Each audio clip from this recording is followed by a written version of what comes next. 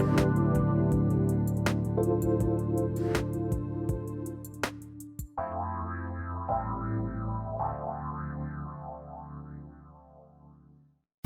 you ready?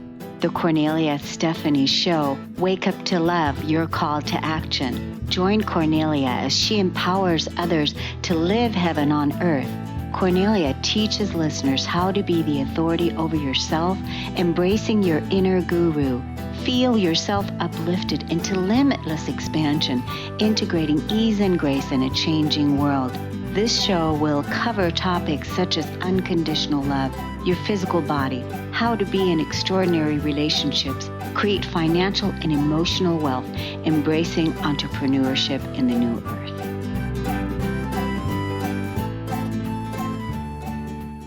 Hello, everyone, and welcome to the Kornelia Stephanie Show. I am confident, sovereign, invincible.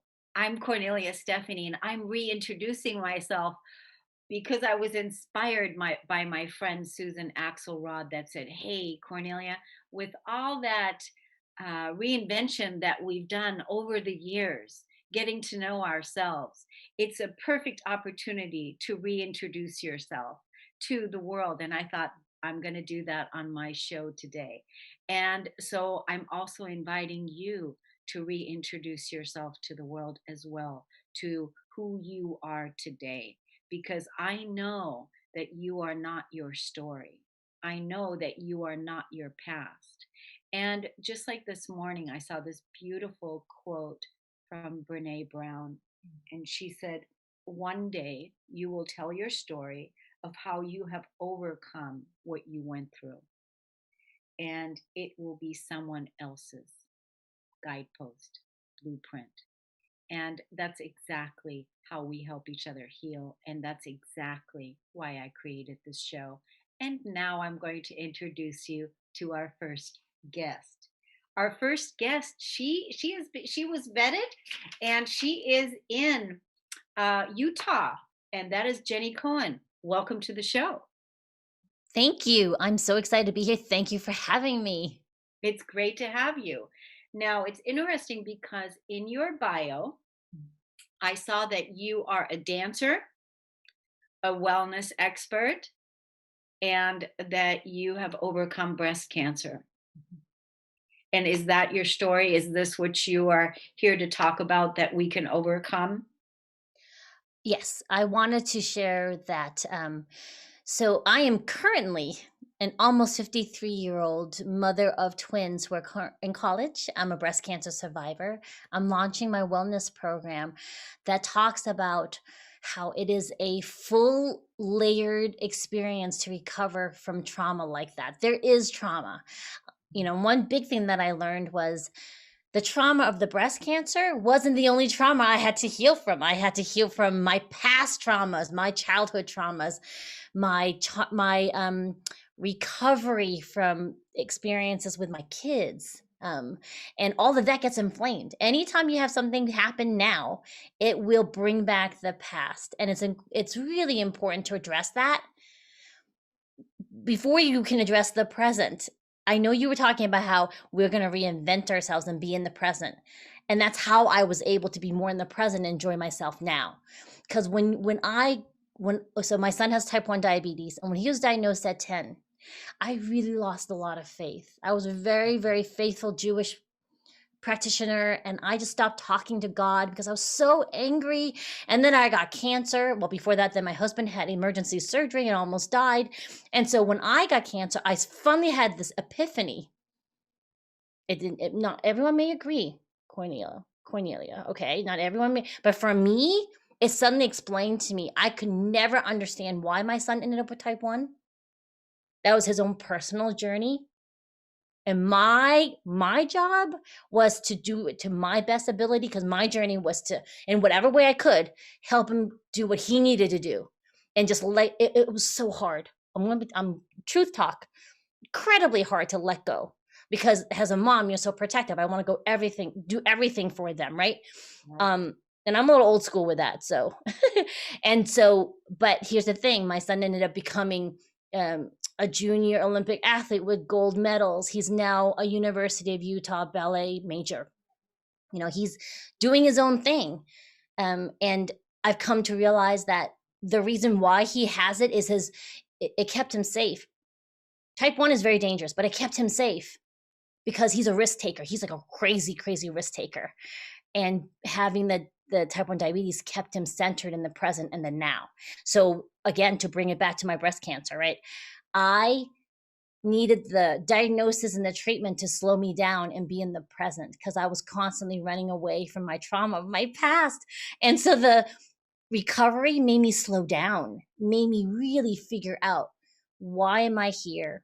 What do I need to do? What is my message? The Dance to Heal Wellness program talks about meditation, but not necessarily meditation that we hear about a lot. It's talking about being able to tune into your 5 senses. I do have a level 1 Reiki certification because it's so important to self-heal. Yeah. A lot of times we go to other people outside of us. And one thing I learned in a lot, because I do belly dancing, a fusion belly dance, and all my years of study in that, a lot of my teachers, their message resonated with me in that our bodies are sentient beings. They will do everything.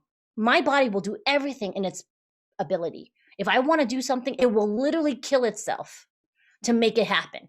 Even if I'm hurt, even if I can't do it. Like I have severe neuropathies in my arms and legs, but I want to dance. I want to teach. I want to perform. I competed during my treatment, won 2 titles.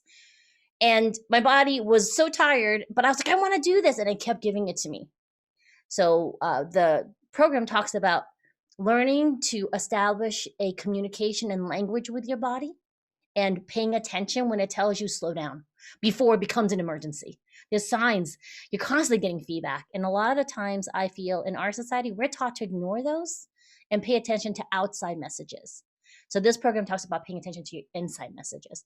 It addresses the fact that most of us, whether or not it resonates, but it is true, we carry a lot of trauma from our past and it will get inflamed. A lot of times, people fight and we don't realize that what it's done is so my husband and I, we did the love languages. We did all this therapy stuff, right? Everyone knows about that.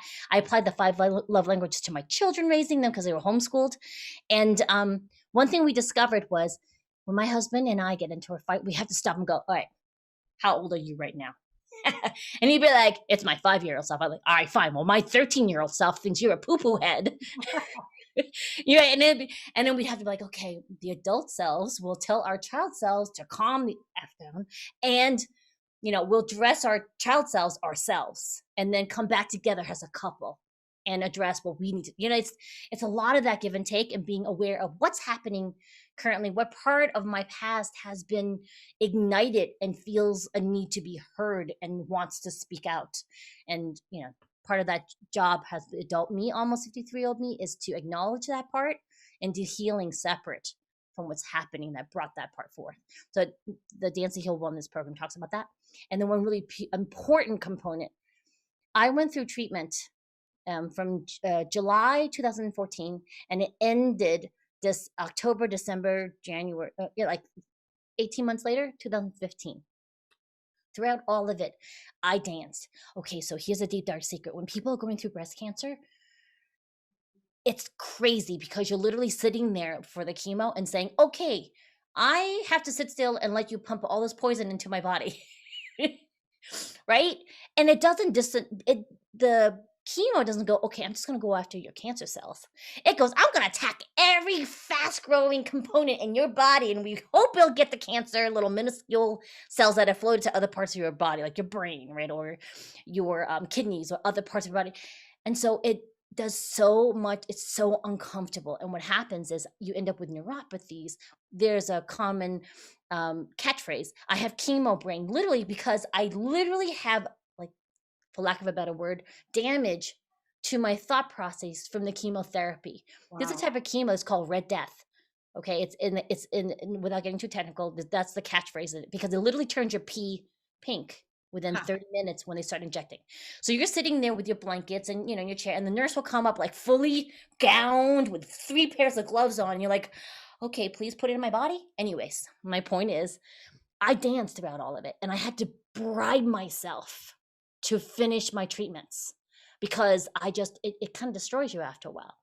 Most of my friends, my close friends, knows how hard it was. And on the surface, if you go to Jenny's transformation on Facebook, you'll see like I wore onesies, Halloween. I was in a monkey suit when I went to chemo. People looked at me like I was insane. I was like, I was taking photo shoots in my monkey suit. I was being sexy monkey outside of Memorial Sloan. There's pictures of it on Jenny's transformation. And one thing I discovered was to dance helped me stay in touch with my body, to move. So dancing isn't specifically what we all think it is. It is movement of any kind. And that Dancing is part of the healing. dancing as a healing modality. Dancing as a healing modality is what I'm getting. It's an incredible story from the time that you were talking about with your son that you were angry at God for him getting diabetes, and so then you felt abandoned and betrayal and all of these things, and then you got sick and your husband had to have surgery. So it sounds like you really claimed your power, your wellness and your health through the opposite of what you were experiencing when your family was at risk with various different health issues, like cancer, diabetes, and surgery, and all of the things. So it's an incredible story how you turned all of that into absolute victory, and how you are now dancing and inspiring others into taking care of their bodies through movement and health. So let's tell the audience how to get to your social media handles, how they can find you, how they can sign up for that incredible program that you have. Great. If you can find me on Facebook, IG, TikTok, has Jenny C. Cohen, COHEN.com is my website. That has links to everything. And that's where Dance to Heal Wellness will be launched within the next few months, weeks, depending on which mentor I'm talking to. Good. Well, when you do launch it, then be sure to let Ashley know so that we can, that we can have a look see and remind everybody, hey, Jenny's launching her, because again, we want people to reclaim their health and reclaim their power, and so we'll be giving you a shout out when you launch your program. Thank you. Thank you again so much for having me. I really enjoyed my time with you. Thank you. Thank you for being here. Thank you for listening, everyone, for listening and tuning into the Cornelia Stephanie Show. We're going to take a break. We'll be right back.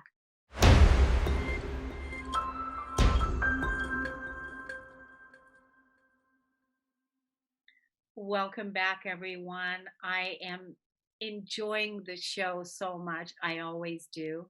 It's an honor and a pleasure to meet such wonderful, incredible visionaries, healers, entrepreneurs. My next guest is Julie Bishop. She's a master coach and she's with us here. Welcome to the show. Thank you, Cornelia. I'm glad to be here. Wonderful. So, you came on because you have a powerful core message that you want to share with the world.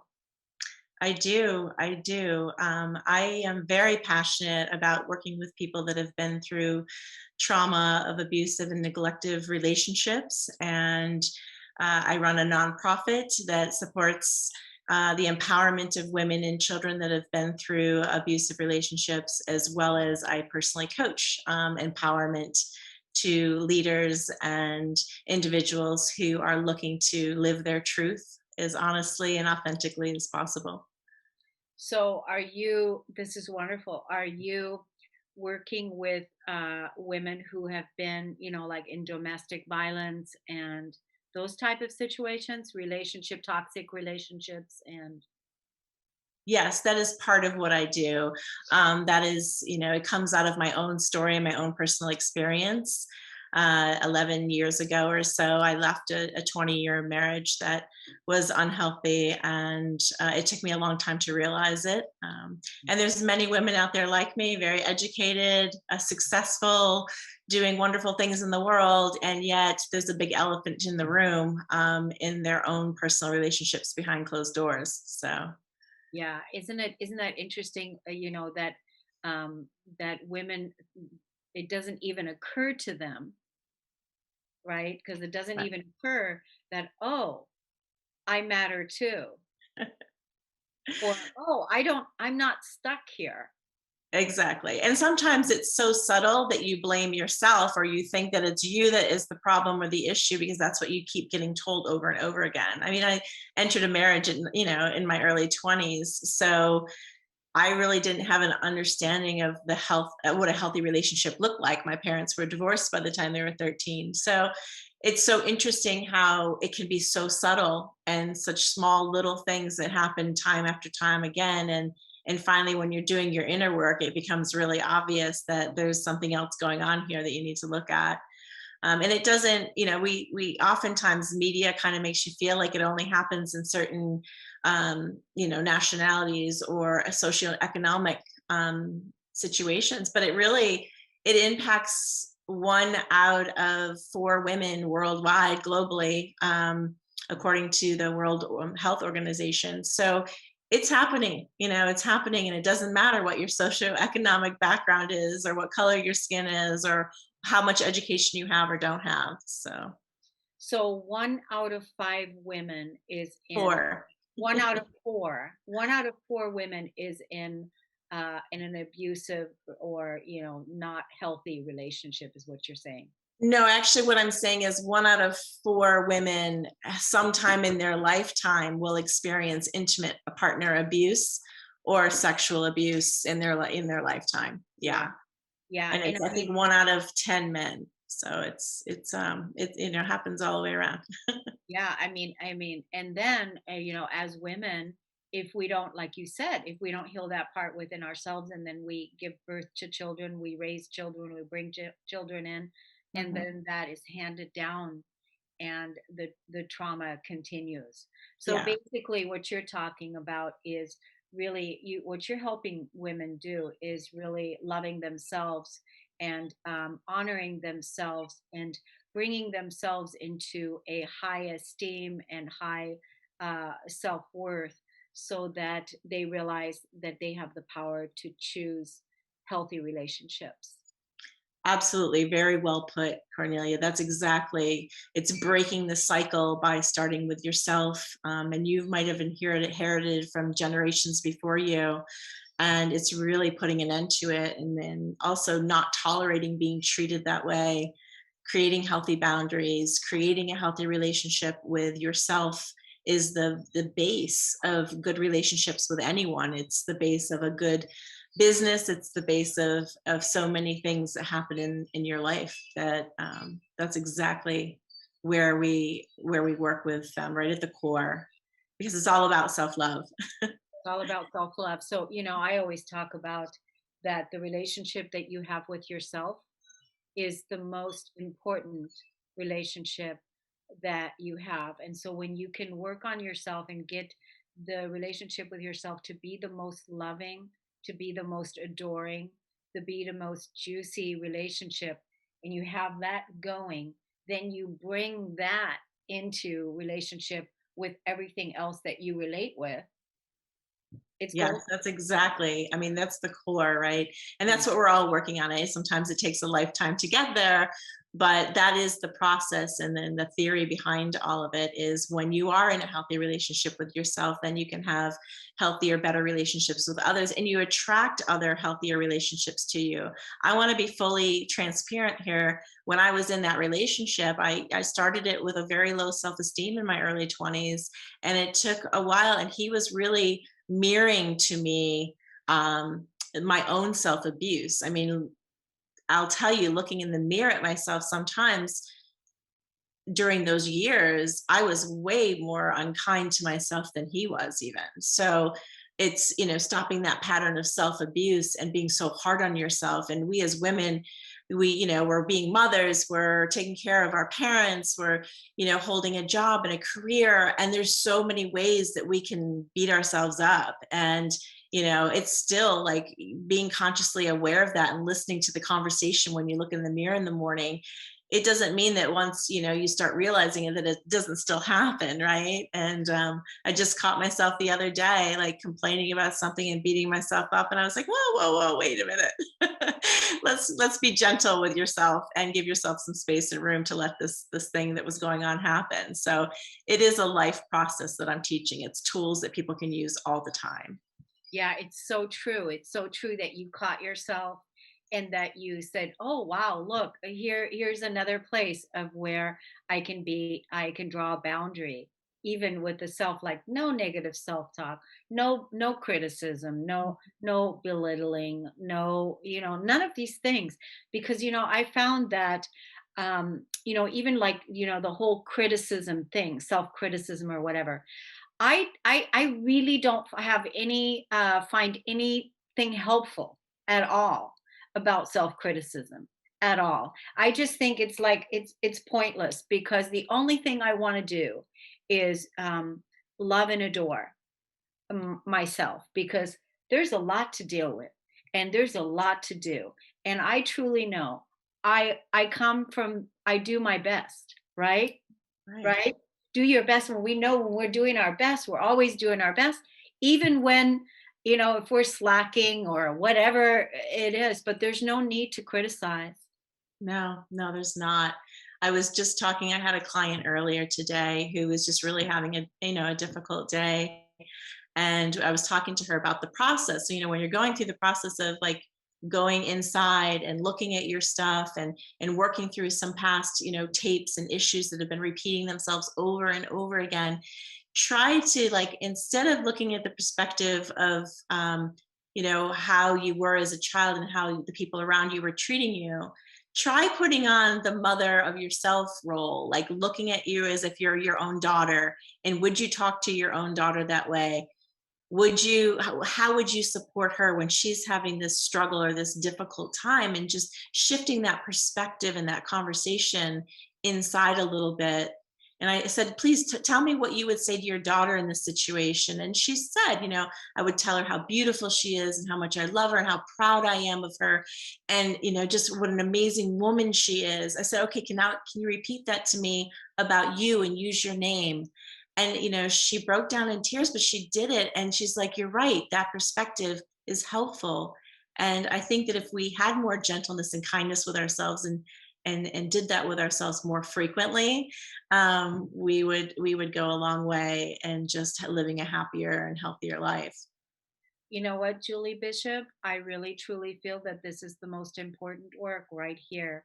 What you're talking about, what you're Yeah. doing, how you're helping women, how you're helping the mothers of the children. And I'm really glad that you're out there doing this work.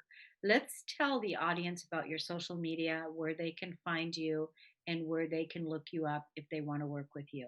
Wonderful. If you want to work with me, the first place to go is julianabishop.com, and that's Anna, ANNA, in between Julie and Bishop. And right there, you can schedule a 15-minute coffee chat with me if you want, and we'll just talk about what your issues are and see if we're a fit. And walnutwoods.org is on another website you can look at if you're in that situation, you're looking for empowerment classes and are in an abusive situation. Certainly we can reach out through there. I'm on Instagram under Juliana Bishop, LinkedIn, Juliana Bishop, Facebook, julianabishop.author. And Walnut Woods is on those locations as well, usually under walnutwoods.org. On Facebook, it's just Walnut Woods. So, Yeah, wonderful. Thank you so much for sharing everything that you shared. Like I said, this is the most important work that we all need to do, is really loving the self whole, loving the self free. And you are working with people, women, to help them do that. Thank you, Juliana Bishop, thank for you. coming on, for saying yes. And thank you to the audience for tuning in, listening to the show today. Thank you for being a regular listeners that are helping us grow this show, grow this network. We appreciate you so much. We're going to close the show today, and we're going to be back again right after this segment with another opening for another show. Thank you so much. We'll see you soon. Take care, Thank everybody. you. Bye-bye. You've been listening to the Kornelia Stephanie Show, Wake Up to Love, your call to action. Tune in each week on Transformation Talk Radio. Cornelia's joy is to engage others in practical ways, showing us how to live in the new earth in harmony with our true nature. For more information on Cornelia and her extraordinary work, or to listen to past shows, go to her website at corneliastephanie.com.